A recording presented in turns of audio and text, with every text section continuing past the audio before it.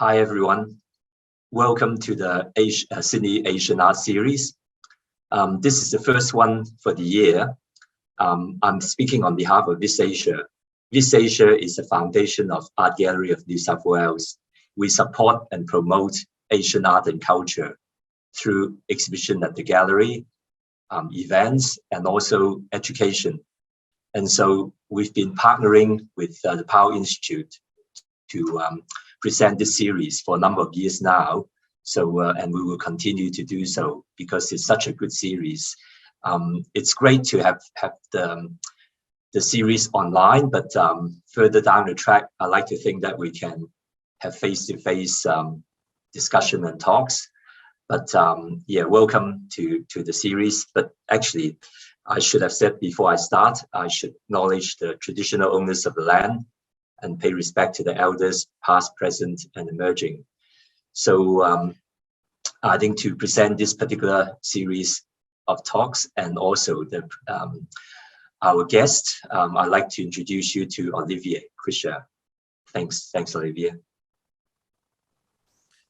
Thanks so much, Simon, and welcome everyone. My name is Olivier Krischer. Since I would also like to acknowledge the Gadigal people, the Eora Nation, on whose land I'm speaking from today, and I was born, raised, and continue to work. Since 2017, this series, the Sydney Asian Art Series, is presented in partnership by the university's Power Institute, China Studies Centre, with the generous support of VisAsia and the Art Gallery of New South Wales. So I'll start also with a big thank you again to Simon and VisAsia in particular for bringing this series into its 6th year. My name is Olivier Krischer. It's my pleasure to welcome you as convener of the series again this year, which is themed Troubling Images, focusing on photography in and from Asia, from the late 19th century through to the present.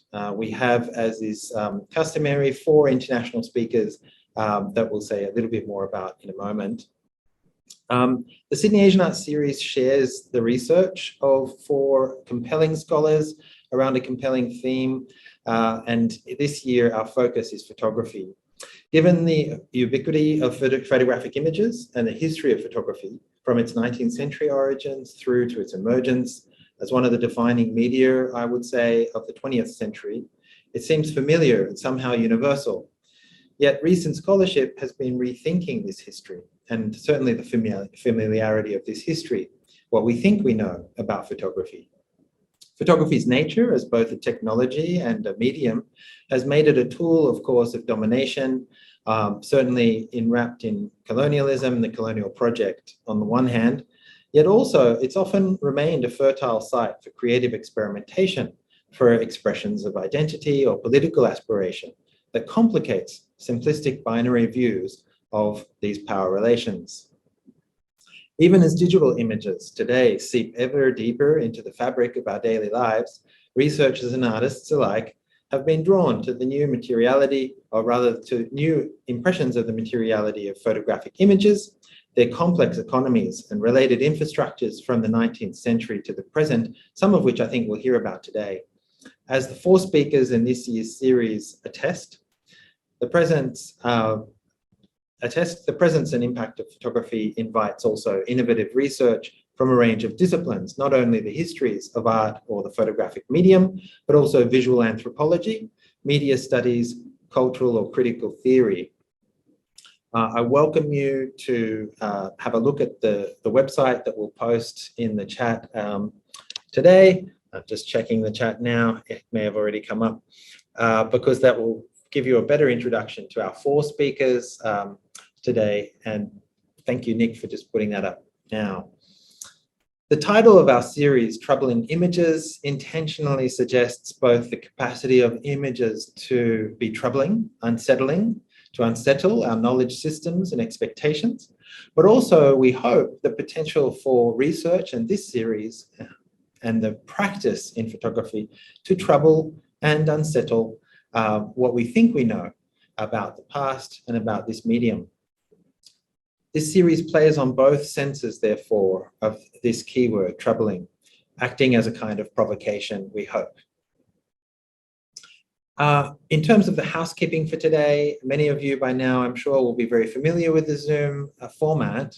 We are using the Q&A, the webinar format. So there is a Q&A window which you can access at the bottom of your screens to pose any questions. And I welcome you to do so throughout the webinar today. We'll be, first of all, starting with a short introductory conversation with our speaker, Roberta Wu, who I am very pleased to introduce. And then there will be also time for questions, and I'll be moderating that at the end of the conversation today.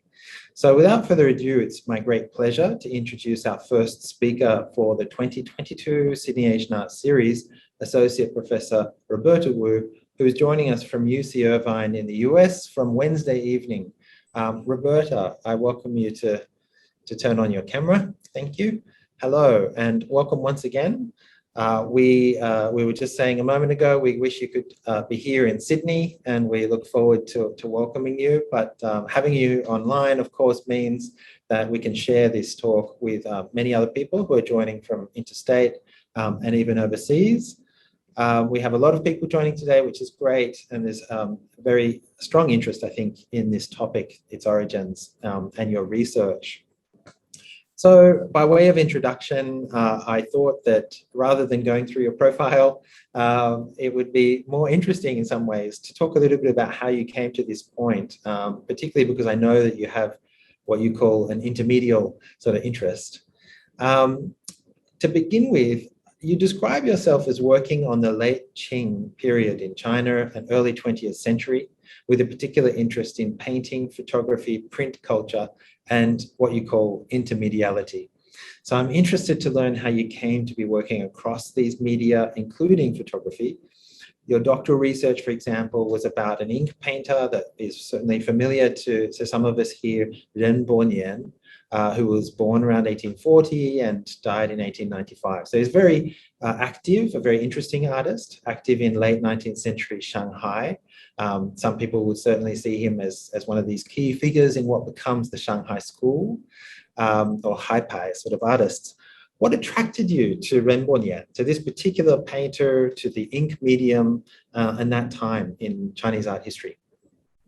Hi, Olivier. Thank you for these really interesting questions. And I also just want to thank you and the Power Institute and the university and Viz Asia for inviting me to participate in this today. That's a great question about Ren Bonian.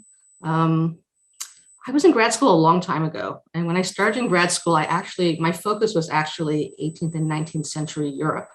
I was really fascinated and obsessed with the 19th century in Europe. And it didn't really occur to me that I could actually work on 19th century Asia, 19th century China. It wasn't really a thing. And I was just knocking out one of my last requirements. My unrelated minor in graduate school was Chinese art. And the last class that I had to take, we got a new professor, and he was offering a class on Shanghai painting. And it's not an exaggeration at all to say my world kind of flipped over. I had not really put together the 19th century in China before. And that's how I got started. And Ren Bonian just seemed sort of perfect to me. He just seemed like this fascinating figure who was incredibly visual in how he thinks about his world. Not a kind of a verbal person, but, clever, witty, fascinating. Sometimes he does kind of nasty topics, but he was just, he really seems to embody a certain kind of 19th century ideal for me. And that's how I kind of got started. It's just really obsessed. Yeah, it's interesting to hear you describe Ren Bonian as such a visual kind of character, because in the book that really gathers a lot of this research that you published in 2014, Art Worlds, Artists, Images and Audiences in Late 19th Century Shanghai, is much more than the study of Ren Bonian, one artist. I've referred to it a lot in my own kind of research and interest over the years. It reads like an ecology of the Shanghai art scene near the end of the 19th century. It's incredibly dynamic. Your discussion ranges from the social functions of painted fans and fan shops, as great mediators for artists, but also social kind of spaces, and in some ways even spaces within the cultural politics of Shanghai at the time. Also the rise of print advertising and popular illustrations. You're very familiar with those sorts of shifts that are changing in the way that artists relate to that. Ink painters, moving into published illustration, but also the way that artists fashion and present themselves. And so hearing you talk about Rebonien, his kind of the visuality, the way that he sort of presents his world and worldview in this dynamic context across a mix of media. But from the late 1990s and the mid 2000s even, you had already been publishing seriously on photography in late 19th century China and Hong Kong. I know in particular, in 1997, you'd already been publishing the book Picturing Hong Kong Photography 1855 to 1910, which is still quite a seminal reference, I think, published by the Asia Society. So what drew you from this fascination with this Chinese ink painting and period to photography, or were these actually always entangled for you? No, I mean, I'm always fascinated by different kinds of pictures, but what happened was the chance to curate this show came up, and my advisor asked me if I wanted to do this.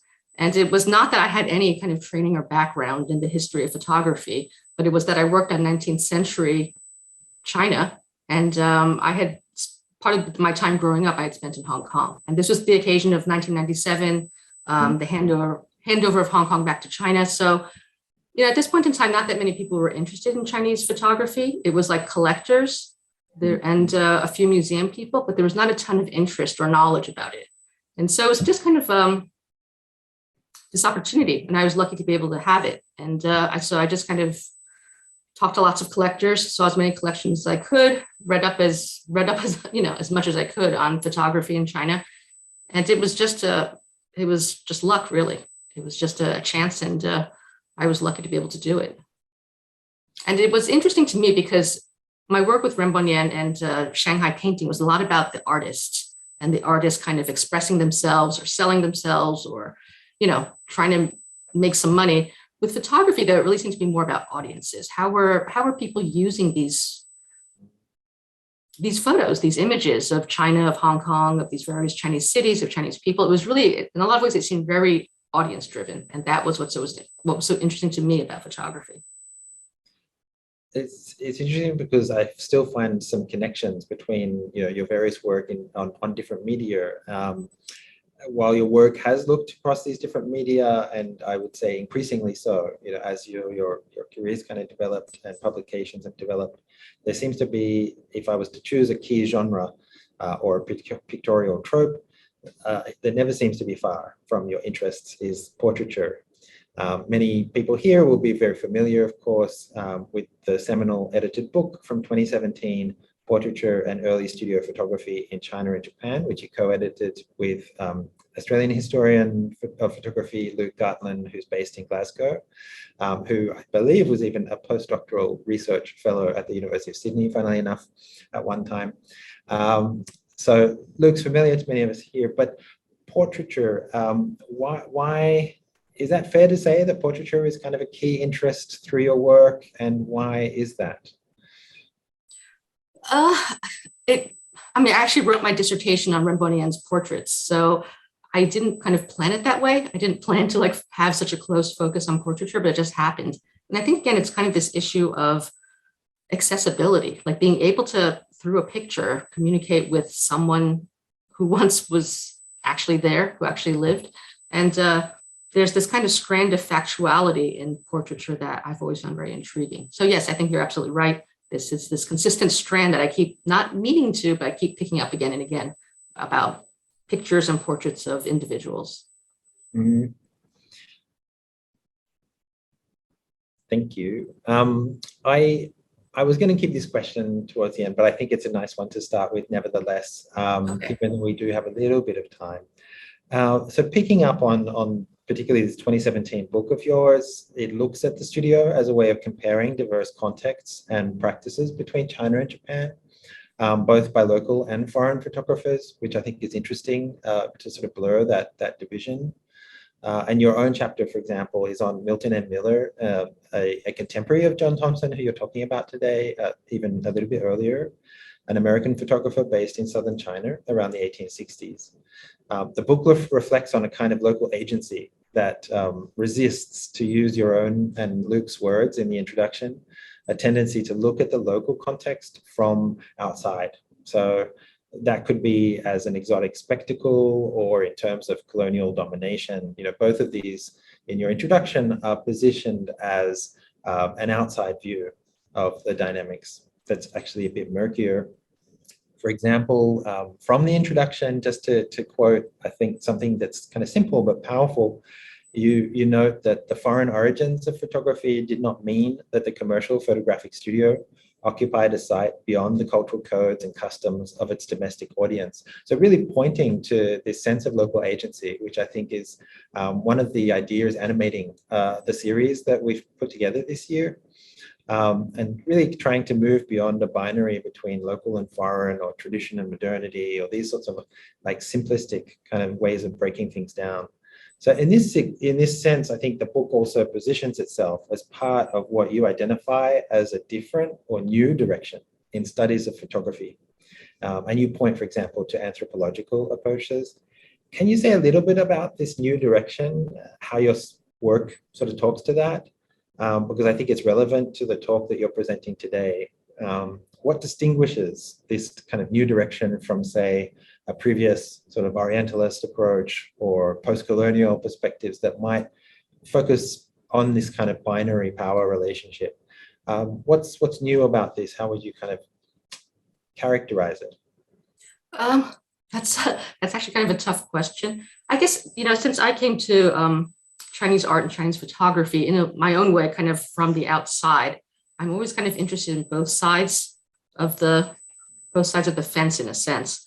And so I was kind of, with someone like Milton Miller, I was just very curious as to what kind of choices his sitters were making in asking him to take their picture. Like, how much of it were they dictating their own images? How much agency did they have in saying what was happening and how they were depicted and on what terms? And it seemed to me that, photography in 1860s Hong Kong was a very commercial project. It seemed to me that lots of people, of course, across lots of different cultures that were buying photographs and photographs of themselves had a lot to say about how they were pictured. And I just found that sort of endlessly interesting. And this idea that these pictures could have very specific functions that were not determined by the maker was just a very intriguing idea. And I don't think it's possible to talk about it as being just one directional or as one side having more power than the other in every situation. But especially in portraiture, there seems to be some kind of union between the photographer and the sitter where they're making decisions and choices together. And it's much more interesting to discuss photography that way than to talk about these disparities in power or it being a very one-sided thing. I always like to think about the idea of function. Like, what are these pictures doing for these people? The people that are making them, the people that are buying them, the people that are looking at them. What are these pictures doing for these people? And I think it's been a really useful question in my research. Thank you so much for taking the time. I'm fascinated by this idea of collaboration, as a studio, as a space of kind of these push and pull type dynamics. I think it's a lovely introduction also to your talk today. So I welcome you with that to bring up your presentation. We'll have some time, just as a reminder for both for our audience and yourself. Well, we will have some time for questions and more discussion at the end that I'll be moderating. So without further ado, I welcome you again. Thank you so much, Roberta Wu, for joining us and presenting your research around John Thomson and Chinoiserie. Thank you for those great questions, Olivier. Okay, I'm going to start sharing my screen. Okay. I want to say one more time how honored I am to be invited to give this talk. And I just want to say thank you again to the Power Institute and the University of Sydney and Viz Asia and Olivier for inviting me. This is very, I find this, I'm very honored. Thank you. So today I'm going to be talking about some of my research. I've been thinking about John Thomson for a while. I don't think I've ever actually written very much about him specifically. And I'm very interested in his relationship with Chinese trade art, Chinese painting that was made for a foreign audience. And so I'm going to address some of his engagement with those images today in my talk. So today, the title of my talk is Photographic Chinoiserie, John Thomson and the Chinese Export Image. So I first want to start off by discussing a little bit the topic of Chinese peep shows. Okay. So In the fourth and final volume of his book on China, Illustrations of China and Its People, John Thomson, the Scottish photographer, includes a page of images dedicated to street amusements and occupations in Beijing. So if we go kind of clockwise, if we start in the upper left, we see a chiropodist or a podiatrist, a dealer in knickknacks. I'm sorry, we're going counterclockwise. Below that is a dealer in knickknacks or curiosities. We see someone on the street selling some what looks like enamelware. And then next, the image on the lower right, we see a fruit seller, or what Thomson calls a costermonger, this person selling fruit. And at the upper right, we see this kind of intriguing image of a portable peep show and its customers. Now, all four of these photographs show Thomson's interest in common Chinese activities, and these examples also appear to be organized around the act of viewing, with their subjects intent on looking, whether they're buying things, assessing things, admiring things, or amusing themselves. They're all looking. And in the case of his peep show photograph, so I'm just showing a slightly larger version of the peep show photograph, Thomson's interest in looking appears intensified, prompted perhaps by the similar pursuits of photographer and peep show. We see a box-like optical device of a kind probably originating in Europe in the 15th century, but which had long circulated in China. It's a clever, if simple, invention. Pictures are in the box, and then when you view the pictures in the box through peepholes equipped with lenses, the images within the box appear in striking and novel depth. I'm just going to give you an example of what a peep show image looks like when you look at it in the box. Here's an example from the Victoria and Albert Museum. It's a picture of the peep show. It's just a printed image, but you can see by looking at it in the box through a lens, it has this very exaggerated and spatial effect. Okay. Now, the peep show operator changes or manipulates his pictures by pulling strings, hence the Chinese name for peep shows, la yang pian, or pulling foreign pictures. You can see the strings on the box. So by pulling and changing his pictures, the operator could also change the plot, and he could also voice the narrative and what's going on in the pictures. In this particular photograph, the operator stands to the right, and we can see that he's watching his two customers very attentively, and his stock of pictures rests atop the box with the strings dangling. There's one large picture visible. It's not super clear, but it appears kind of typical of Chinese peep show images. It shows figures gathered in a spacious architectural setting, probably advertising the peep show's wonders to passersby. It probably looked something like this. You can see kind of the exaggerated perspectival effects. And this is an 18th century peep show image, a printed peep show image. And we can kind of see all these monks and these female figures gathered in this large sort of garden space. Okay. This is the kind of thing that Chinese viewers might look at, or traditionally had looked at in these sorts of peep shows over the centuries. This scene, like the other photographs on the page and John Thomson's China photographs in general, is clearly tended to inform. Part of the pleasure of looking at his images is the sense of a place and space in time captured accurately and compellingly, aided by the clarity of the composition and the narrative, as well as a range of details. So the subject of the peep show, located in a Beijing alley, surrounded by absorbed figures, is immediately comprehensible. One of the pleasures of looking at Thomson's pictures is that they seem so immediate and they're so kind of visually well organized. You get a very clear sense of that you're looking at something and it's interesting.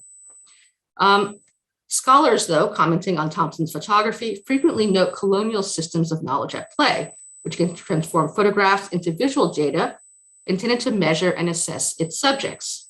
So we often find that with Thomson, sort of ethnographic intentions, geographical intentions are kind of associated with his photographs. The kind of study of lands and their geographical formations, the kind of studies of race and culture. These are often assumed to inform his photographs. And so we can find that in his images in general, and in this scene in particular, that multiple aspects take on a factual and evaluative weight, that he's talking about a Chinese peep show, but he's also talking in larger terms about the Chinese, what they're like. So we might think about what the kind of information he gives us in this picture. We see a typical Beijing alley, its modest architecture. We see local street culture and society. We see the interactions between individuals, the meanings of their appearance, their activities, their things. In Thomson's accompanying essay, he carefully adds this small visual storehouse with more information, things that you probably couldn't know. And so here is the essay that's in the book that's kind of attached to this kind of page of images. And the section I've highlighted is some of the things that he tells us. So some of the things he tells us, he describes the ethnicity and class of each of the figures shown, from the Pekingese or Chinese working class operator to the Tartar or Manchu customers, including a young girl with unbound feet and a poor Manchu bannerman. I'm going to go back here for a moment. And if you look, you can see that he's assuming that this person is Han Chinese and from Beijing. By his dress, he describes this woman as Manchu because she does not have bound feet and she wears these Manchu-style women's shoes. And he thinks that this is a Manchu bannerman, judging by his sheepskin coat. Okay. He not only explains what we see, he also describes things that we cannot see, such as the sites within the box. And this is what I find kind of interesting. In this highlighted section, he tells us what these people are looking at. He says, the eye of the spectator beholds the wonders of the world. Foreign pictures share the attractions with Chinese representations and movable figures, and they're all orchestrated by the showman with his running commentary. And then Thomson adds kind of primly, some of the subjects are of the most indecent character. He then describes the afterwards of the photograph in that once done with the show, the showman, the operator, will shoulder the whole apparatus and march off to some new field. So Thomson's usual tone of being the traveler, the expert, and the guide here takes on a slightly more personal tone of admiration for the showman who's able to pick up his equipment and officially move on to new places. There seems to be this tone, this note of sort of personal identification with this figure. So far, all of this seems very typical for Thomson and his depiction of China and the Chinese in his book. He was an ambitious Scottish photographer active in Southeast and East Asia in the 1860s and 1870s. He was, for example, the first to photograph Angkor Wat in 1866, and illustrations of China and its people, among other things, is quite notable for being the first photographic book on China. It's this huge monumental project, and it just is literally the first photographic book on the subject of China. And as we can see from its title, Illustrations of China and Its People, the book was intended, it has this very ambitious project. It wants to portray the country and the culture, but at the same time, it's very closely linked to the figure of the photographer. He writes all the essays, he takes all the photographs, and the book is, the plot is that it follows him along on his travels and his experiences through China.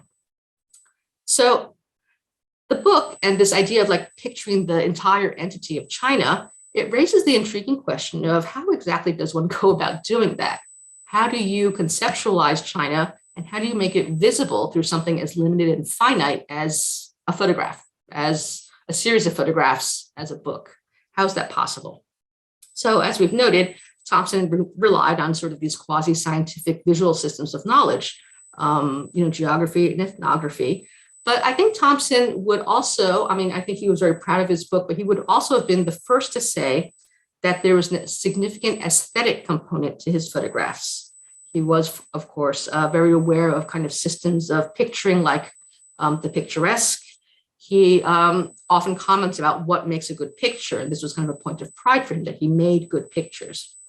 So I would add to his usual claims to art, an equally important engagement with images and authenticity, including an interest in Chinese modes of representation. And in this particular photograph,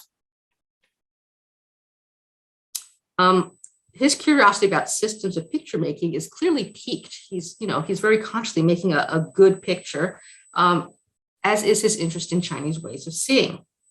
So we could kind of just start with Thomson's very interest in the subject of peep shows. Thomson invented quite a number of the subjects that appear in 19th century China photography, and the peep show is one of them. This is not at all a commonly photographed subject in mid-19th century China. As far as I know, this is the only photograph of a peep show that I can think of in 19th century China.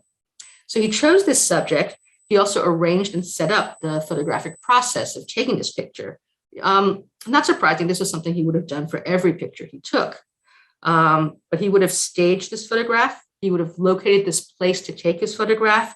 He would have found these models. He would have found this peep show operator. He would have moved and set up his heavy, clumsy photographic equipment. He would have arranged this shot, and he would have, before all of this done, cleared the scene, all before taking this picture. So there's quite a bit of work, and there's quite a bit of the photographer's presence in this picture that is not always visible. And Thomson's very good at making these efforts in his photographs. But you often cannot tell. They look very natural. They look very naturalistic. They look often very effortless. But the kind of inescapable artificiality of taking a photograph in the 1870s can be glimpsed with, for example, the superfluous onlooker to the left. So here's the version of the image in the book. You can see this little guy over here staring at what's going on over here. So this kind of little onlooker might hint to us that, about the artificiality of this situation. If we look at the photograph's negative, here's the negative of the image. Thomson, before he died, he arranged to give about 600 of his negatives to the Wellcome Institute in London. It's quite interesting to look at these negatives. But the negative of this for this particular photograph survives, and here it is. But what's interesting to see is that you can see the kind of changes that he's made to the final version of the photograph. He's cropped quite a bit of it, including he's cropped out a few more onlookers. And he's also kind of refined the composition by centering it on the point where the female customer's eye meets the peephole. Like the dead center of the image is right here. Right. So he really, in this kind of interesting way, he creates the scene and he manipulates it to make it even more about looking than we might at first have assumed. So this small but central detail is obviously Thomson's invention, his choice. It adds a tiny mystery to the photograph. And despite his textual description of what could be found in the peep show box, this detail seems to ask, what is she looking at? Can she see all the wonders of the world in that box? Is she possibly looking at something indecent? He kind of sets up this question, what is she looking at? Now, Thomson himself would have been well aware of the parallels between this peep show, this optical device, and his own camera.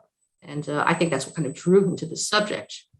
He already had a very common 19th century Western curiosity about Chinese technologies. And technology was often linked as kind of stages of ethnographic development. And the non-Western other being portrayed as kind of childishly fascinated by obsolete technologies of the superior West is kind of a common subject in 19th century photography. So the idea of this as a technology inferior to the West is probably part of this image.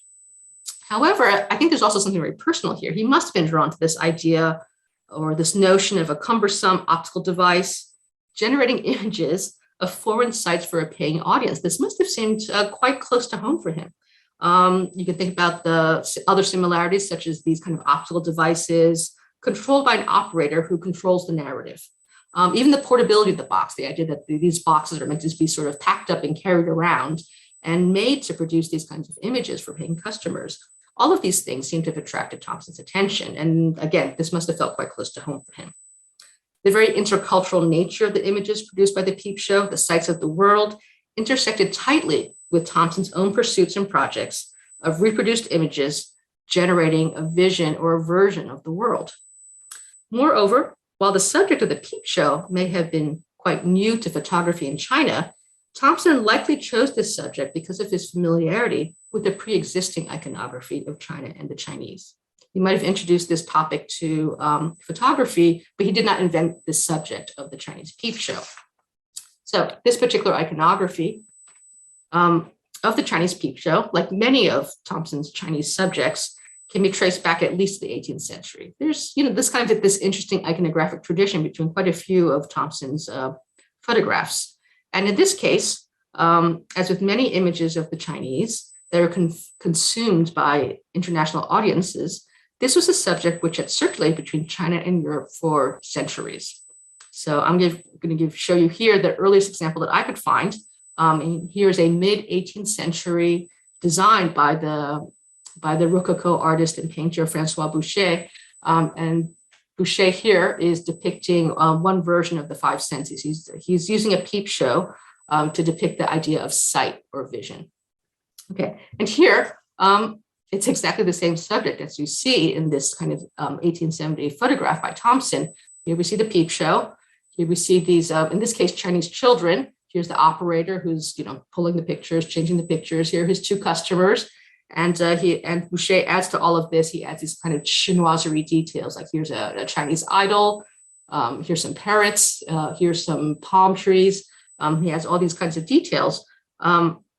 But there's even this kind of sense of childish wonder at this kind of fantastic technology of the peep show.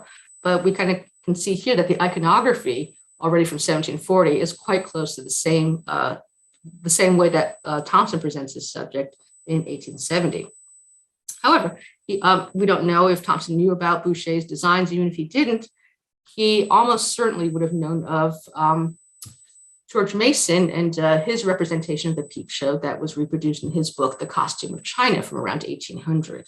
Thomson must have certainly known about Mason's influential book, and it's filled with images of Chinese trades, which continued to kind of circulate. Mason's book was very influential, and pictures from Mason's book continued to circulate. I'll give you an example from 1864, from kind of this popular book, the Scrapbook or Happy Hours at Home, which is clearly based on sort of Mason's image from his book. So we kind of see these early depictions of the Chinese peep show as being surprisingly ubiquitous in representations of the Chinese. And Thomson, I'm sure, was well aware of these. And I'm going to show you one more version of this subject matter. And this time, this is by a Chinese artist. This is attributed to the artist Pourquoi. And this is a series of images by Pourquoi of 100 Chinese trades. And it's Mason was known to have based his own images on Pourquoi's versions. And so we kind of see this through the 18th century, through the beginning of the 19th century, before Thomson ever picks up a camera. We see this kind of ping pong effect of these subjects and these iconographies bouncing back and forth between China and Europe and other parts of the world. And there's just this constant circulations of images, and there becomes this kind of conventionalized way of representing the Chinese. And we can certainly add Thomson's own photographs to the kind of the end of this line of images. They all have this thing in common. They're representing the Chinese. They're producing pictures largely for a European audience. And these are commercial images, and they're idealized images of the Chinese and China. So, as is often noted, Pourquoi and other export paintings made by Chinese artisans for a foreign audience, these provide this kind of ready-made, accessible, and seemingly authentic image of the Chinese that was totally ripe for reuse by Western image makers. I've shown you one very small example here already. We might notice that with Pourquoi's image, that export painting often employs this kind of descriptive, hybrid, Sino-Western style language. You can see that we might think about how clear-cut things are, like the details, recognizable volumes in space, this deliberate clarity, these bright colors, this kind of decorative effect that's also added. But it's kind of very satisfying and easily consumed response to the question of what are the Chinese like? You know, this is the question that these particular pictures try and answer. What are the Chinese like? What is China like? And export art has long been understood as this kind of crucial predecessor to photography in China, shaping subjects, as we see here, and certainly shaping attitudes. At the time of Thomson's arrival in South China, trade painting and photography were clearly and openly intertwined, serving similar functions and similar customers, with practitioners moving between the two media. You know, by this point in time, in South China, photography and painting were hand in hand. Thomson can be considered one of these practitioners, I think, that's bouncing between photography and painting, as someone whose own pictures often followed the conventions of trade art. He wrote about export art, trade art, and its practices, and he also trafficked in commercial images of China and the Chinese for a Western audience. In his own sense, in one sense of the word, we could also identify him as an export artist, an export image maker. In Thomson's case, of course, he frequently pondered the question of what are the Chinese like? But this particular image of the peep show box, which I find so interesting, he seems to ask a slightly different question. He seems very interested in what do the Chinese see? So in his engagement with Chinese export art, with its makers, with its ways and practices, he seems most interested by a particular category of export pictures. He seems interested by pictures that make a statement about their own making, that seem to investigate the nature of a Chinese picture. So is it possible to enter the box of the Chinese peep show and to see its inner pictures and workings? His interest in asking what do the Chinese see sometimes shifts to the question of what he himself could see, and thus what could Thomson then know about the Chinese picture? So he is kind of invested in this in sort of the Chinese technology of picture making and in their practices. And we kind of sometimes we'll see this reflected in his own pictures. Okay, we're going to leave the peep show box behind for now and move on to kind of the subject of Chinese streets and Chinese shops. These are both common topics in export painting and in photography in the 19th century. So by the time of Thomson's arrival in South China in 1869, Chinese export artists had been producing images of China for international consumption for several centuries. Photography had arrived in China barely 2 decades earlier in the 1840s, but it was soon swept into the orbit of the trade painting. Chinese motifs and images had been exported to Western markets since the 16th century, most conspicuously in the form of designs on porcelains, silks, and other craft products, with these designs soon representing China and Chinese culture to other parts of the world. By the later 18th century, Chinese artisans began producing paintings and pictures of various kinds, also for export, often specifically crafted for international tastes and expectations. These pictures and their media could be drastically different from images produced domestically. And here I just randomly picked an image of Guangzhou or Canton and of Canton Harbor. And you can see here the warehouses that were used by international merchants, and they're kind of marked by the flags of the countries of the people that work there. And we can see the harbor filled with sorts of various kinds of Chinese ships and this idea of trade. So we can see that sometimes while the iconography of export art might reproduce or derive from domestic imagery, domestic kind of Chinese imagery, a lot of it was invented. A lot of it was mirroring back to Western customers what they wanted to see. And if you're a Western merchant traveling in Guangzhou, maybe you want to see pictures of what you're doing in Guangzhou. Maybe you want to see pictures of your warehouses. Maybe you want to see pictures of Chinese trade. And so the location of Guangzhou or Canton as the center of the Chinese trade from the 18th century onwards means that the port, its sites, and its goods could figure prominently in China trade imagery. So Guangzhou's importance as the only entryway to the China trade since the start of the 18th century results in Guangzhou or Canton being at the center of this very vivid visual conception of China.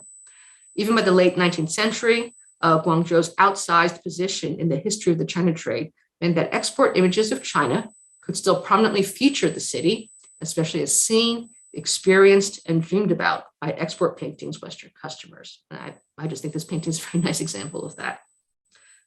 So in 1869, after China's losses in the Opium Wars, the resulting ceding of Hong Kong to England in 1842, Guangzhou's status was actually in decline, matched by a decline in the quality and prestige of its export art.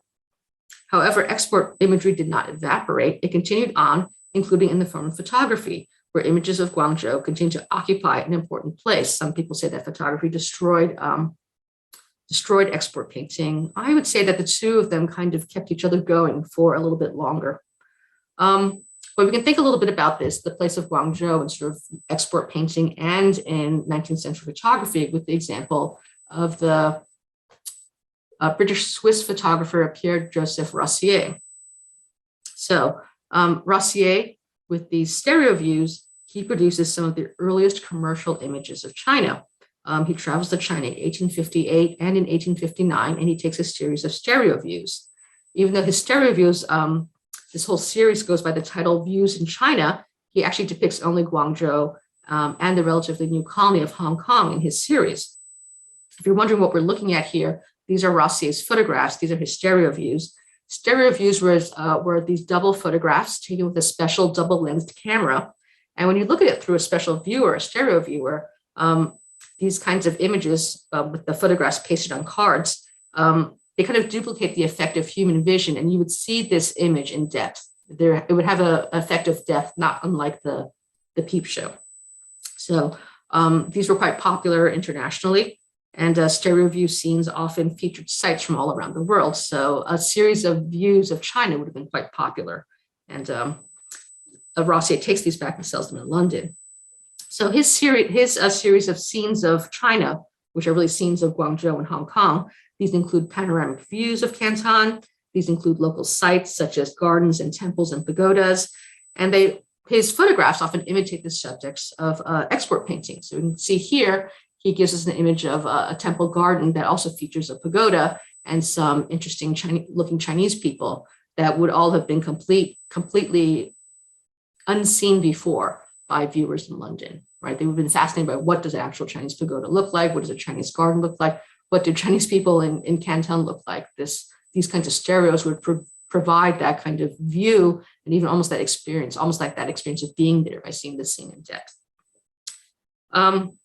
However, one subject which might have been Rossier's invention was that of the shopping street, busy Cantonese streets, which must have epitomized the place and commercial reputation of Guangzhou for his intended Western viewers. Okay, so a part of his series is a series of scenes of streets in Canton that were known for selling kind of the wonders of China. This is a subject that is not often pictured earlier, but it is pictured and is often represented in accounts of European travel writing. People often talk about, in European travel writing, people might talk about the experience of walking down a Cantonese street, the things they see, the things they could buy. So we can kind of see in this photograph that Rossier has an idea of what he wants to convey, this idea of these famous shopping streets, but he's having a little difficulty capturing this idea in a photograph. And you can see that here, how hard it can be to make the photograph match your idea of what China is. So this is one famous street. This is a street called Treasury Street. And it's odd. It's almost like, it's almost unseeable in a sense. It's very dense. It's almost abstract. And it's very difficult at first to figure out what you're looking at, which is what I mean by it's almost abstract. And you can see that basically we're looking down into the street. And he kind of shows the street as this very confusing and bewildering funnel. It's almost just completely all these rectangular shapes, but it's kind of this funnel into space. And this little funnel is kind of filled with all these fragments of different things. And we're not quite sure what they are, but he shows the kind of fragments of shop signs. He shows us these Chinese characters, which most of his viewers probably couldn't read. And he even shows us bits of kind of architecture. So you might notice up here, as part of a roof, and here's a memorial archway that's been constructed that kind of stands over the street. But seen through a stereo viewer, it's kind of, I'm always kind of curious as to what his viewers saw when they looked at this photograph. I kind of assumed that it was thrillingly foreign, if almost completely incomprehensible. And so this image, even with the description on the stereo view card, is less a depiction of a particular place of Treasury Street than is a rendering sort of the darkest Orient, of the mysterious Oriental marketplace that could not be completely comprehended. Okay. So often stereo views, they would have, on the flip side, they would have some information about what's being represented on the card. So we kind of find this description by Rossier of what we see, what we're supposed to be seeing when we look at this picture of Treasury Street. But I like this photograph because I think it presents well the challenges of converting long-standing stereotypes of what China was like into a photograph. Can a photograph possibly fully picture these really old, venerable, long-standing ideas of what China was like? Can a photograph convey what these famous Chinese shopping streets were like? But nevertheless, even though Rossier might have struggled with this kind of subject matter, we find that other photographers soon pick up on it, and this includes Thomson. And Thomson himself also does images of Cantonese shopping streets. In this case, he does a photograph and includes it in his book. He depicts another Guangzhou street. He depicts Physics Street. And this is about 10 years after Rossier's stereo views. And this picture is important enough to the idea of Guangzhou, the idea of Canton, that it's a full page image in his book. And you can see that's kind of this entryway into Guangzhou, that we kind of, the sense that we can kind of move into this image, that we can enter the marketplace ourselves, is something that Thomson is very consciously trying to do. So he kind of replaces Rossier's inscrutable image with something very carefully constructed. We kind of see this clear-cut corridor of space, measured off in increments of paving stones and signboards.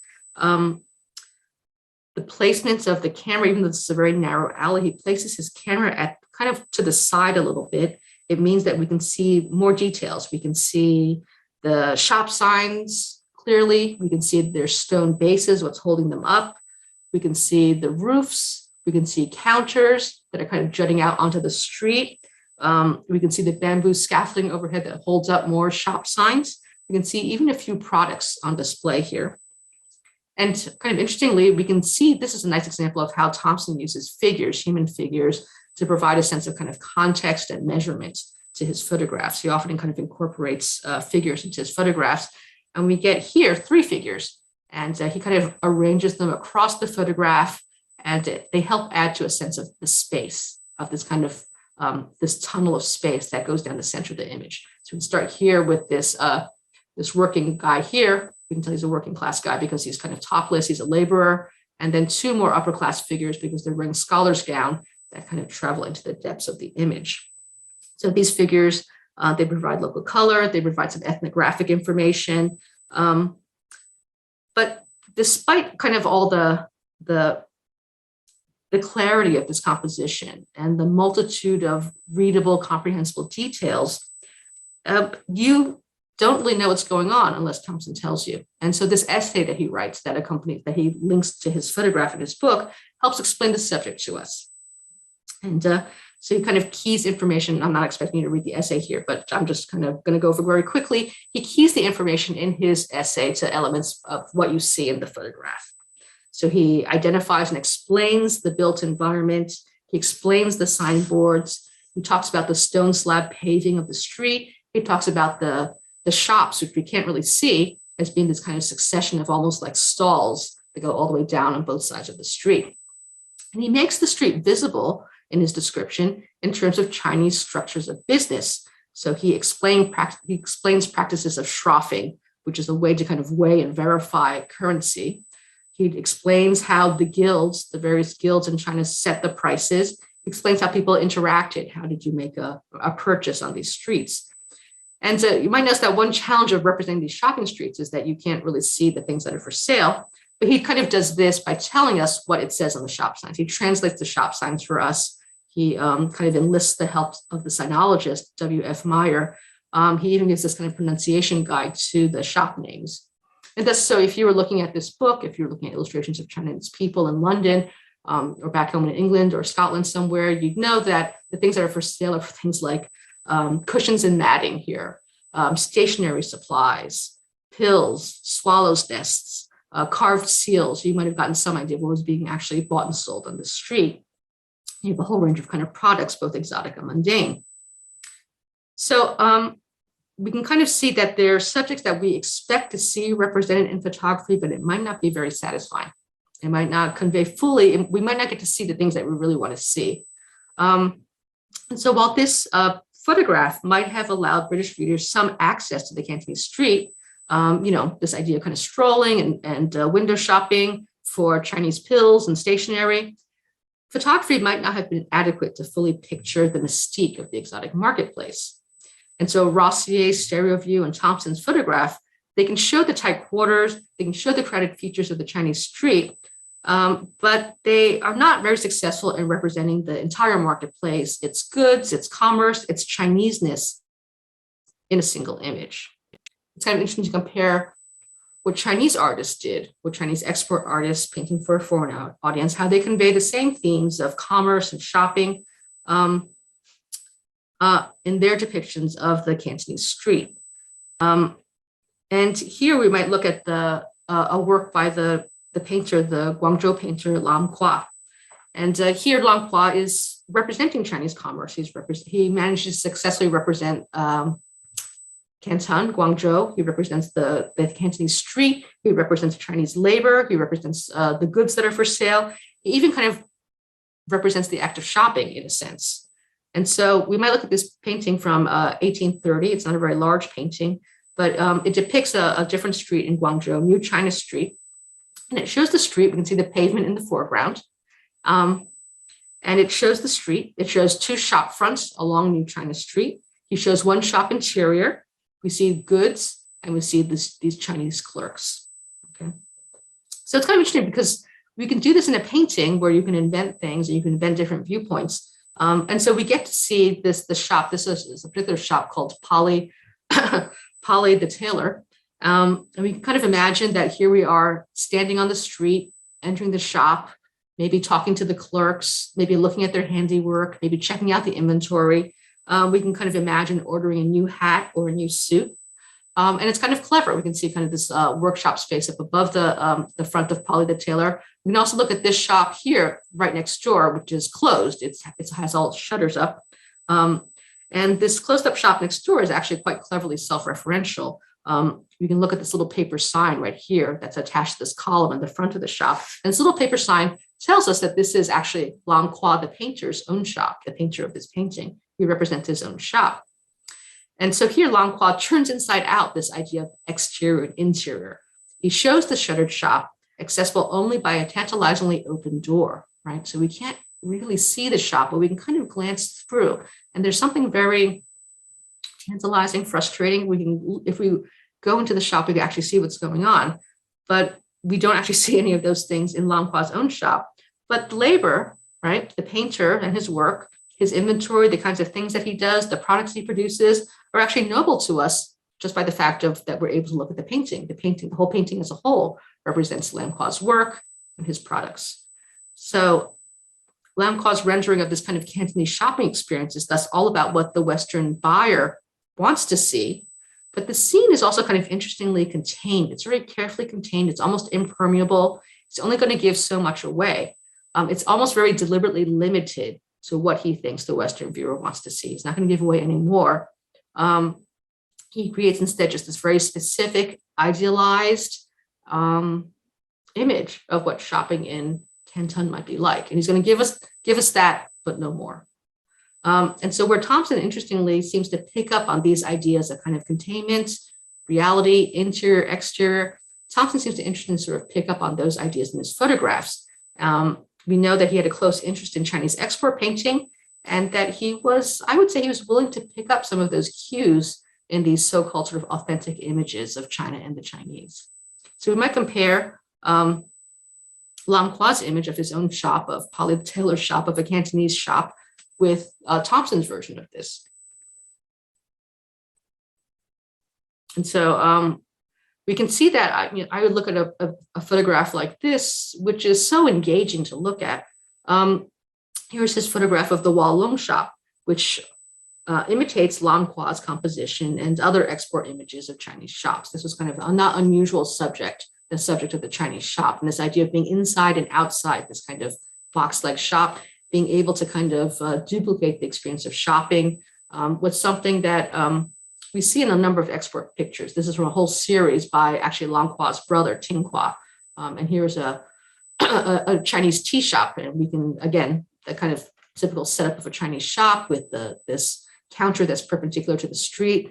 It's full of clerks and customers. It's full of different products that we can kind of examine, even just as viewers of this painting. So with Walong, this photograph of Thomson's, it's in many ways this very charming photograph. Again, this was actually a sort of unusual subject for photography. Not many photographers attempted to depict the interior of a shop. I think probably because it was technically quite challenging to depict a dark interior. But here we see Thomson quite successfully attempts it. He takes this photograph, and judging by how often it appears in sort of his commercial albums, it seems to have been a fairly popular, successful image. And we can see that if we just look at Thomson's image now, we think a little bit about how this sets us up as the viewers. It's composed in this interesting way. It addresses the viewer. And we can almost imagine ourselves standing outside the shop on the pavement, and then we enter the shop and we look at the counter, this large wooden counter, and we see the staff of Walong. They're positioned all along the length of the counter, and they themselves stand in front of a wall of packed shelves and appear to await the viewer's selection. So this is a photograph that seems to me much more successfully represents this idea of shopping. Okay. So the closer we look at this photograph, the more that there is to see. Rows of cloisonné or enamelware vessels fill the upper shelves at the very top here. You also see a few here visible to the street. Lower down, below here, we might see just a crowd of ivory objects all kind of grouped together there, and they pack the shelves. We also even see these umbrellas that are dangling from the ceiling. And the photograph is kind of interesting. It functions as a kind of almost a series of layers. And you might start here from walking into the shop, looking at the clerks who are looking back at us. And then you might almost start to kind of dig into the shelves and start to think about and look at and consider what's on the shelves. You're kind of left free to inspect and shop this kind of mighty array of knickknacks that are on offer to us. And it's kind of an interesting exercise to go through what's actually on these shelves and to think about what Hualong is selling. So as I mentioned before, these enamelware or cloisonné vases on top.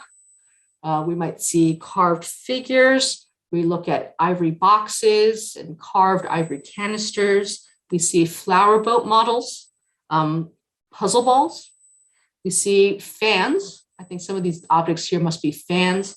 We see card cases, ivory carved fans that fold and open. We see hairbrushes, the backs of hairbrushes. We start to see letter openers. We see glove stretchers. We even see this kind of a variety of games. What seems to be represented here are games and napkin rings. It's like this totally almost random array of things. Now, the sheer abundance of goods makes a kind of interesting statement about commercial plenitude, but the format and range of products all, in their own way, seem to offer this kind of particular vision of the Chinese. And this is apparent in the multiple, I'm going to just show you a few examples of some of the things that they sell, and think about how each of these objects in their own way, in miniature, represents one notion of China or the Chinese. So you might think about, for example, here, I'll show you this close up. You can see even more in more detail here. You can see, for example, the multiplying diorama-like models carved in ivory of flower boats. Flower boats were floating brothels in Canton. Okay, you can kind of see this whole world in these flower boat models. You can see these sort of microcosmic puzzle balls. There are a few puzzle balls here in view here. This is what a puzzle ball looks like. These puzzle balls that seem to contain worlds within worlds. Each of these balls here contains within it this kind of a series of completely carved, perfect balls that can move and turn. And even the decorative boxes and puzzles. Some of the games I'm talking about, this is kind of like the linked rings. This is called a linked rings puzzle. You can see a few here. You can see what's called a burr puzzle. I didn't know this, but these tangram puzzles were also produced and carved in ivory. You can see these kind of swinging acrobatic figures. These are all kind of visible here, and these are all carved in ivory for sale to usually Western customers. But all these objects kind of depict this sort of exteriorized notion of the Orient as almost more boxes, more Chinese boxes, as sheer ornaments with no interior. Okay. But in all of these objects, no matter how kind of trite, you might kind of see representation after representation of China itself. I'm even going to show you a glove stretcher. These things that look like tongs here are actually glove stretchers. You would put them into your gloves and kind of use them to kind of expand the finger. If your gloves are too tight, to expand your gloves a little bit. You can see here, even on kind of this ordinary object of a glove stretcher, you can see this kind of small universe carved into the side of the glove stretcher of these Chinese figures in a garden filled with Chinese buildings and plants. It's kind of crazy, this kind of on every object, all these objects made to be sold, to be exported. There's kind of image after image after image of these sorts of these export images of China and the Chinese. So while these goods may have been considered the wonders of the East, a good number could also be characterized as sort of just Victorian tack. So the glove stretchers, the hairbrushes, the umbrellas, and they kind of indicate the degree to which 19th century goods continue to reflect back to Western customers who they were and what they wanted to see and buy.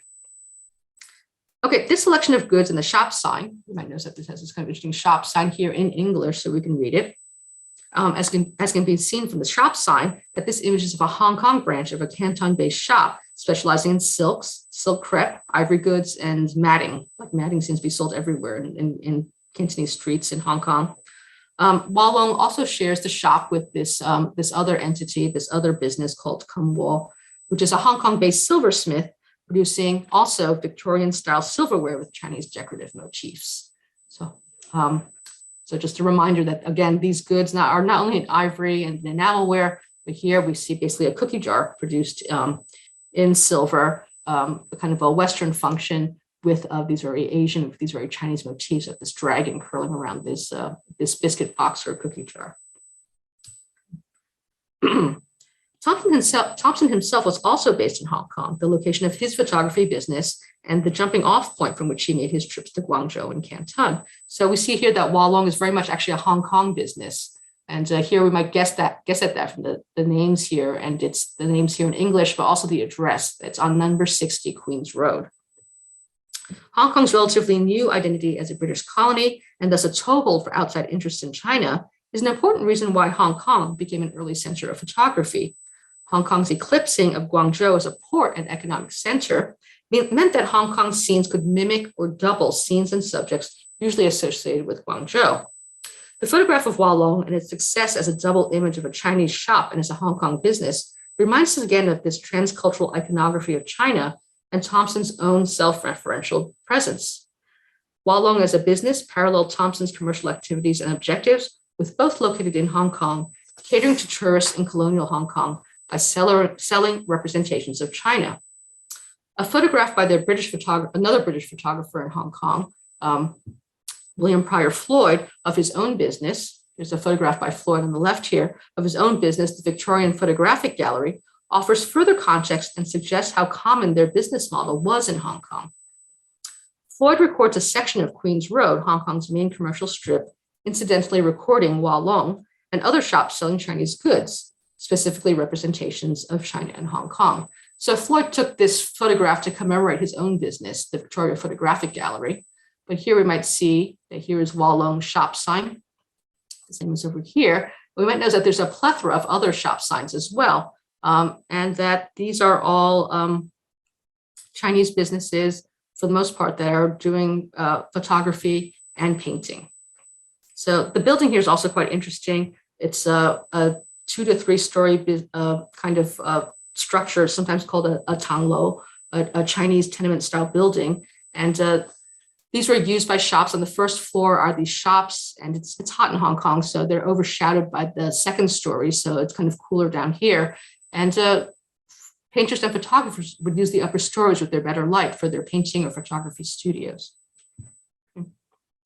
And so it is painters and photographers and their studios that are clustered on this whole section of Queens Road. So we see the Victoria Photographic Gallery, we see Ye Cheng, we see Nam Ting, we see Sun Xing, we see Hing Chong. These are all kind of businesses that might dabble in photography, painting, or in both. And these are all people that are kind of that are creating this kind of pictorial economy in Hong Kong, and they're selling these to all these tourists and people that are and travelers that are passing by through Hong Kong. They're basically all serving this international clientele. And Thomson's no different. His own studio was located further down on Queens Road in the nearby commercial bank building. And so we might think about this photograph of Walong. It's not just this wholly Chinese shop. It is very much a Hong Kong business. It's one of Thomson's colleagues, and it's one of Thomson's neighbors. And you might think about how that makes this photograph possible. How it makes it possible to take a picture of an interior of a Chinese shop is because he knows these people. I'm also guessing that he kind of chooses this particular shop. One reason to deal with the problem of light within the shop is to photograph these light colored objects. So this is another reason why I'm wondering if he kind of decides to photograph this particular shop. The closeness of the Walong photograph to similar compositions in export painting. So here you can see a little bit more closely. Here's Walong down here. You can see all these other shop signs. Here is Floyd's shop sign, Floyd photographer, Sun Xing, Lai Song, Hing Chong, Ye Chong. You can see even closer in the detail at the bottom of the Floyd photograph. The closeness of the Walong photograph to similar compositions in export painting demonstrate Thomson's involvement and interest in Hong Kong's complex pictorial economy, and even in the history of that pictorial economy. Photographic duplications of export paintings were common enough, but few of Thomson's Western contemporaries also wrote about the Chinese export painting industry as he did. He approached this topic a number of times in his book and in other essays. He often combines that discussion of export painting with that of photography. So his 1872 article, for example, on Hong Kong photographers is built around Thomson's account of visiting a fictional Chinese photographer in Hong Kong named Ah Hong. And so in this little essay, Thomson carefully describes the process and setting. He climbs the stairs to the studio and starts posing for Ah Hong's camera. He also describes that there are Chinese painters working in Ah Hong's photography studio, and their job was to make enlarged copies of photographs in oil usually for Western customers. Thomson's writing is not always great. He typically combines sort of racialized descriptions with sort of a forced humor. And so here he's often quite dismissive about Chinese painters and Chinese photographers, but he's still interested enough to provide this picture of them. And he talks about them working at one end of the studio by the open window on the veranda of their tanglo. He kind of talks about how they're half naked because of the heat. They're smoking and chatting as they listen to the singing of a pet bird. And so even though his tone might not be great, he might be kind of skeptical or dismissive, he's really very invested and curious about their painting process, their working process. He talks about how they use these kinds of production line procedures, or how they copy a photograph and enlarge it into a painting by using this kind of system of squaring off the photograph and doing the same for the painting. And he judges their work quite harshly. He describes it as this kind of hideous mechanical copying, artless and ugly, churned out and sold to ignorant foreign sailors. Even though he's very scornful, he doesn't seem really capable of looking away. Okay, he has to look, he has to describe it, he has to write about it. He kind of implies that his work is different from theirs, but it's actually not so clear. You know, he still seems to, in this strange way, sort of identify with their work. So in Illustrations of China and Its People, he also talks about Hong Kong artists and writes a short essay. He's even interested enough to kind of provide this brief history where he talks about painters such as Lang Kwa. He tells us something about Lang Kwa, as you can see from this short piece here. He seems to know something about these people. And in a way, even though he might not explicitly say it, he considers them his predecessors. Okay. So he talks about how Lang Kwa himself learns from this Western painter called George Chinoiserie, and that Lang Kwa and Chinoirie's works are still copied in Hong Kong and in Guangzhou. He's actually quite full of praise for Lang Kwa, and you actually kind of find this closeness to Lang Kwa's compositions with Thomson's photographs. And it's in his photographs and in these writings where he seems to engage with trade paintings in multiple ways, but definitely in terms of subject and composition. So in these photographs, he does more than imitate earlier paintings. He kind of strives to recreate them as if to access some kind of visual truth about the process of Chinese painting and its makers. This can be seen in some of his stereo views of Hong Kong subjects. He never kind of published or even sold these works, but he also produced a set of stereo views in Hong Kong, and these survive at the Wellcome Institute in the form of their negatives. We can see that here, this particular stereo view, again, of a section of a Hong Kong street of Queens Road West. We see this double picture of the street, of the Hong Kong street, and he kind of exploits the stereo view's ability to portray depth, exploiting and exaggerating spatial effects. So this is an interesting image, never published, never actually produced as a photograph as far as I can tell, but it's remarkable for its contrived manipulation of space and the depiction of a section of Queens Road West. So it's kind of hard to look at as a picture. I know it's a little tricky here, but imagine if you're looking at one side of this photograph, half of the stereo view, it's a little, it's kind of a strange jumble of different spaces and distances. And it's a little unusual for Thomson, who's so organized in his photographs. It has this rather odd viewpoint, which we seem to be high up in the air. It's not quite a bird's eye view though. So it's not clear where we're supposed to be. But the angle and height of the camera renders the scene as a series of contrasting spaces that seem to expand and contract as your eye moves around the image. And these juxtaposed spaces include a distant view of the peak, this kind of central mountain in Hong Kong, and its grand houses. And below that, we see a series of kind of boxed up spaces in the form of the buildings along Queens Road. So despite the confusion of spaces and cells, the focus of the image seems to settle on the scene that's going on here on the veranda across the way. And this is a studio space that's attached. I'll show you a close-up in a moment. This is a studio space which is attached to the Hing Kwa shop. Hing Kwa's weather-beaten shop sign serves as the image's label. It identifies Hing Kwa as a, quote, portraitist and ship painter, copier of charts. You can't quite see it, but below here is the actual shop front of Hing Kwa. And right visible through this space, there are these two clerks that are bent over their counter. Okay. But really what we're supposed to look at here, we can kind of see the context and the setting for this shop, but we can kind of see the focus here on the veranda, on the crowded veranda. If we look up close, we realize what we're looking into Here's the Hinghua shop sign, portrait, and ship painter, chart copier. What we're looking at is Hinghua's painting studio. We're looking into this open air studio and we see three figures. We see this kind of scowling boy that's looking out onto the street, this smiling man that's seated right behind him that looks right back at the camera. And we see one painter who seems busy at work, who's writing away, who seems to be painting or writing away at his desk here. His cube is trailing down his back. And the more we look around, we see all these other details that fill the scene. We see potted plants on the veranda railing. We see these rows of lanterns up here that hang from the ceiling. We also see a row of bird cages that hang from the ceiling as well. There's a box here, bird cage up here. And then everywhere, the more you look, the more you realize that they're paintings.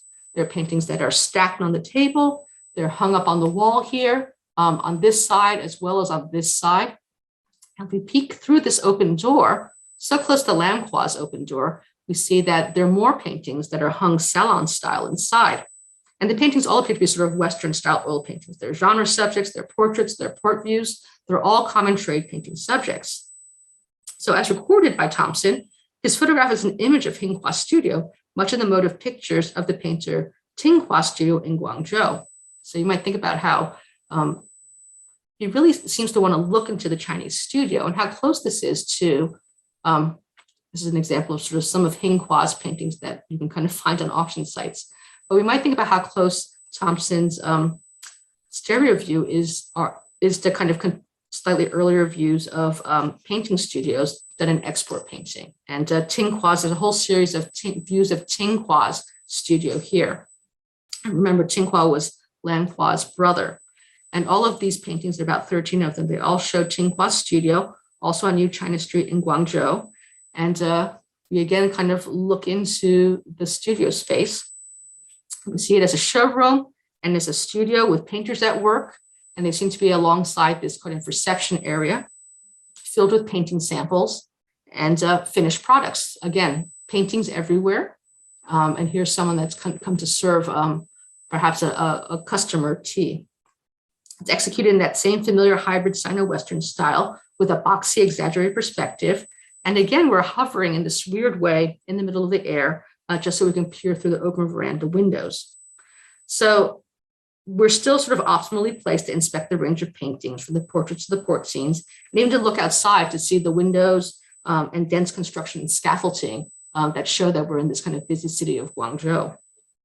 The scene is also labeled by Tinghua's shop sign. It's which is outside and ornamented with Chinese style paintings. And this painting seems to operate a bit like Lamqua's image of his shop. As we peer from the outside, reaching and seeing the many paintings hanging on the wall, we're kind of almost shunted back out into this larger image of Tinghua's studio. It's kind of a mise en scène. We look into the painting and we look into the paintings in the painting, we look into the paintings and the paintings in the painting. And it seems to be like one collapsing scene of painting after another with no end in sight. It's painting within painting. And it's also kind of enclosed in this series of boxes. So the painting is obviously self-referential in many ways. It depicts Tinghua's own studios, it depicts his workers, it depicts his products. It even incorporates others of Tinghua's paintings. So we find that some of the objects of others from Tinghua's paintings make their way into this picture of the studio, like the pet bird, this coxcomb plant, these kind of knickknacks, this kind of Chinese furniture. These elements from his paintings make his way into yet others of his paintings. Again, it's kind of like this collapsing and endless series of nested boxes, this nested series of Chinese boxes. Thomson's image seems to work very similarly. Yeah. So here's Thomson's image again of the studio space. We're juxtaposing here with Tinghua's image. We kind of see the similarity with the open veranda, the working painters, the display of work, and even the potted plants, the hanging lanterns, and the pet birds. And both also employ the unusual compositional strategy of depicting visual access by conceiving of the studio as a semi-enclosed box-like space. The privileged viewer is granted full access and is able to see almost wholly and completely into the painter's studio, free to examine its contents at will. So of course, though, Thomson did not accomplish this act of visual access with the same effortlessness as Tinghua's painting. He copies Tinghua's scene in a sense with his emphasis on enclosed and revealed spaces, but Thomson's scene obviously required this sort of painstaking setup. But But in its own way, the photograph is a demonstration of his logistical skills as much as his photographic prowess, just as Tinquo's painting demonstrates the skills and craft of his studio. But here we might think about how Thomson would have to negotiate with Tinquo, have the people pose, have the veranda look just a certain way. He would have to set up his own camera so he could visually access Tinquo's veranda. It would have been just kind of this interesting series of things he'd have to do before even taking the picture. It seems, though, to seek out this visual access to an availability of the Chinese trade painter that can never be quite achieved. We can look and look. It's actually a little bit frustrating. We kind of peer as hard as we can into that open door, but we never actually see the whole studio, the whole veranda, the whole operation, everything that's going on. He might be working across barriers of photographic technology, of culture and space, but his struggle to see inside that box seems doomed to failure. Okay, he makes one last effort. In his, he makes one last effort to see the Chinese trade painter in his proper setting. So if we go back to Illustrations of China and its People, we see one of its earlier in volume 1, and it starts off with these representations of Hong Kong. On one page of photographs, we see all these different kind of Hong Kong types, all these different kinds of Hong Kong people. We're fully able to enter the scene of the artist's studio finally and see him at work. So we see a Hong Kong sedan chair, we see a young boy who's also a student, we see a Chinese girl, and then added to this is a Hong Kong artist. And we see this Hong Kong artist, and his cue is neatly hanging down his back, and he's shown industriously painting, or perhaps copying, a representation of the skilled but unthinking Chinese labor, which Thomson repeatedly described. And this picture in the book actually comes from this stereo view that Thomson took. So, but it's kind of revealing that in this kind of space of the artist's studio, we see the artist, he kind of steadies his hand on a maul stick, he applies his brush to his painting, and he sits at this kind of typical Chinese painting table that's fitted out with an easel, where he can kind of stack up the paintings. He's framed by a selection of his handiwork. We see the 2 paintings propped up on the table. He works on a conversation piece in the style of Lam Qua, and above it, we see kind of part of the portrait of a European woman, which he also seems to be, which seems to have been transformed from a photograph into an oil painting. Behind him, 3 images kind of surround him. We see paintings of a junk in full sail, and we see 2 portraits of 2 Chinese women.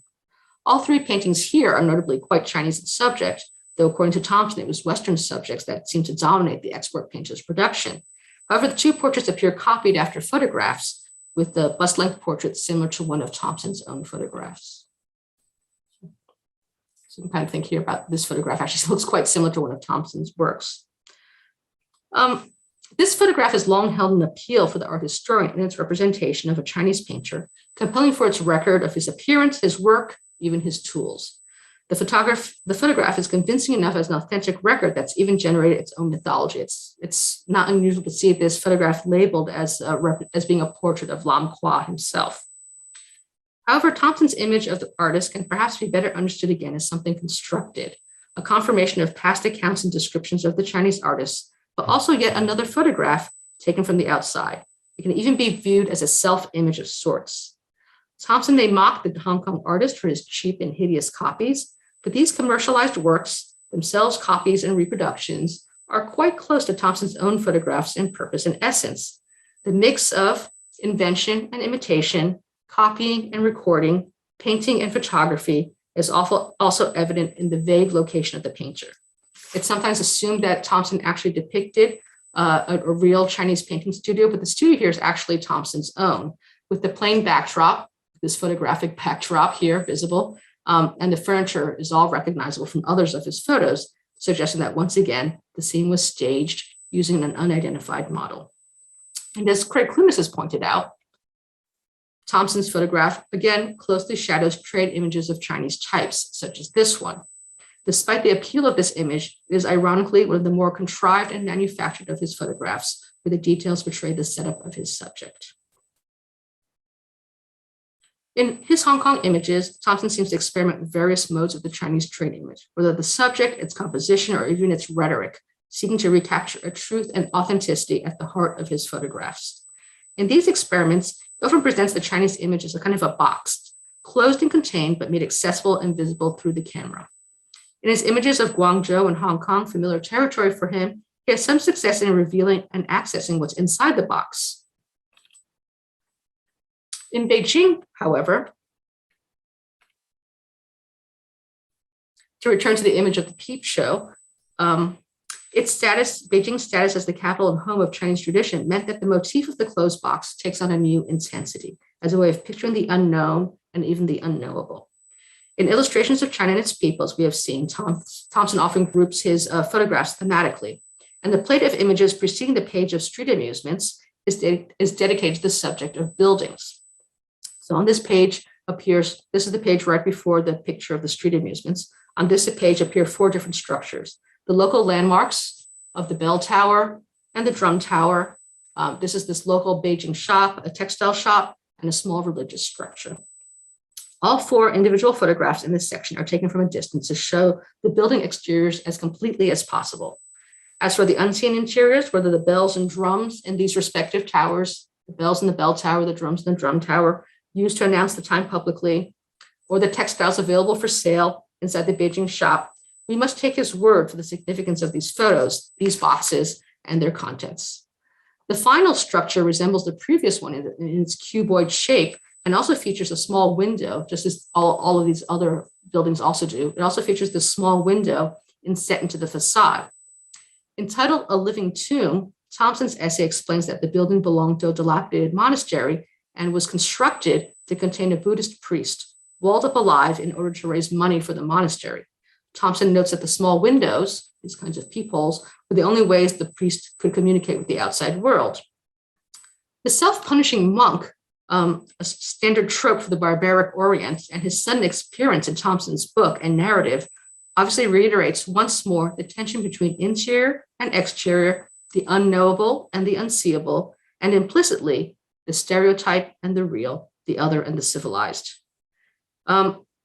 He persists in making the unphotographable stereotype of the tortured monk somehow visible through the vision of the closed box. Considering Thomson's continued use of this sort of model of visualization, it seems far less surprising that the next image in the book is this tantalizing vision of the Chinese peep show, which now seems to focus so clearly on what is inside the box. What is inside that box?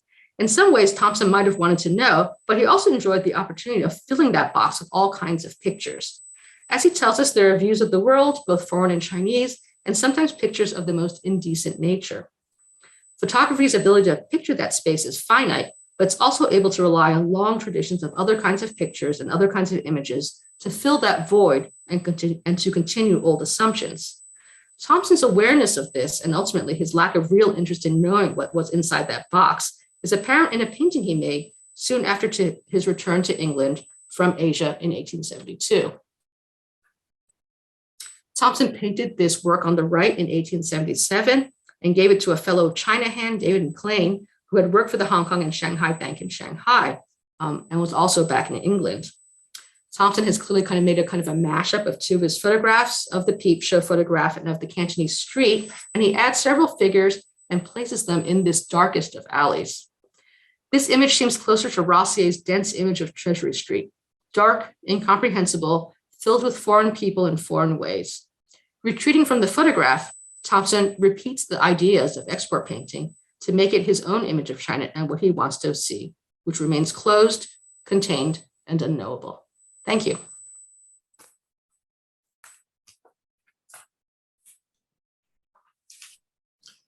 Thank you, Roberta.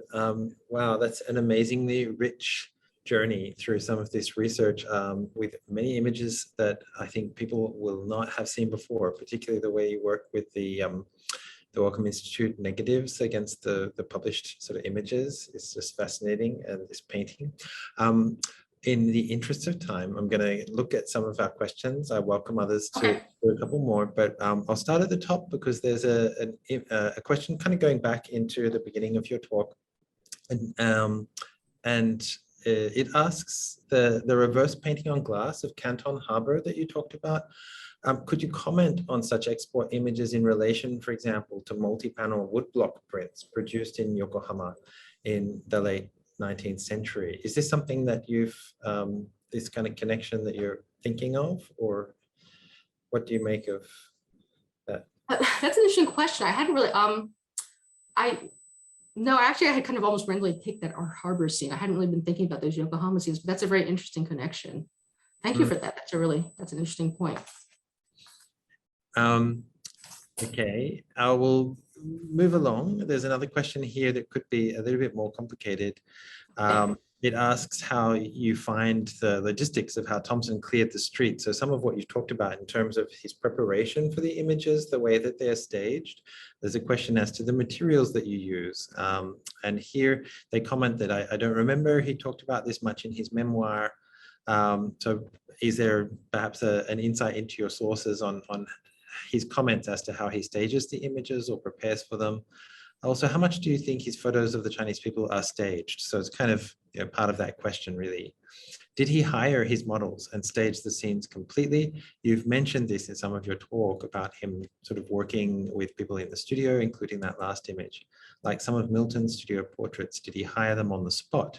So that's a kind of level of detail I'm not sure if you're aware of. I'm also, they say I'm also thinking about some of Thomson's portraits in garden scenes, especially women. So you've talked a little bit about the staging. Could you say a little bit more about how you know about this staging and the extent of it in his work? So it would have been, I mean, he has this enormous camera. He has a giant box full of chemicals. He's carrying along all his glass negative plates. They have to be treated right away with chemicals. So there's no way he could have spontaneously set up, just taken a photograph. Everything would have had to been set up ahead of time. He sometimes mentions it in the book. For example, he talks about how he wants to take a picture of this bridge. It's a spectacular photograph, but the people that are aware of what he's doing don't like it, and he gets attacked. And he has to protect himself with the camera. He picks up the tripod and he kind of defends himself with his camera. So he sometimes does mention kind of the challenges and dealing with his porters and the people that are carrying his equipment, but also just sometimes in the back of his pictures, you'll see a crowd of people that want to see what's going on. You can see this actually in that picture of the Cantonese street. In the very background is a blur of a crowd that somehow he has, I don't know how he's done this, but he's asked them to stand back. So sometimes you can see signs of it in his in the actual photographs. Sometimes he does kind of mention it. For example, he talks about he really wants a photograph of a woman's bound foot. He doesn't kind of manage to get this until he gets to Amoy, and he mentions that he has to pay a lot of money for the woman to take off her foot bindings and show him his foot so she could photograph it. So he does sometimes mention this. So you can see that he has idea of what he wants in his mind, and he's willing to pay to accomplish what he wants to get. Fascinating. In the interests of time, we're going to wrap it up there, but it's been just wonderful to see this research, to see this direction in your work. And as a reminder to people, the talk is being recorded, so it will be available for reference, which is fantastic. I'd love to go back myself. I also have to mention two things I have to remember, and that's that everyone can sign up on the website for future talks. So there's 3 more talks this year, including Tifu, another colleague in May, and they are all open for registration, followed by Chris Pinney and Miriam Sass later in the year. So please do check out the Power Institute website there. You can also sign up for the newsletter for other events. There's 2 other key series that the Power is running. And please do take a moment to do the survey that will appear when the webinar finishes. It's not particularly onerous, but it helps us also get a sense of how best to sort of develop the series and how we communicate with our audience. So thank you once again, Roberta. It's just wonderful. And thank you all to our audience as well. We've had such a strong interest in today's talk. It's fantastic.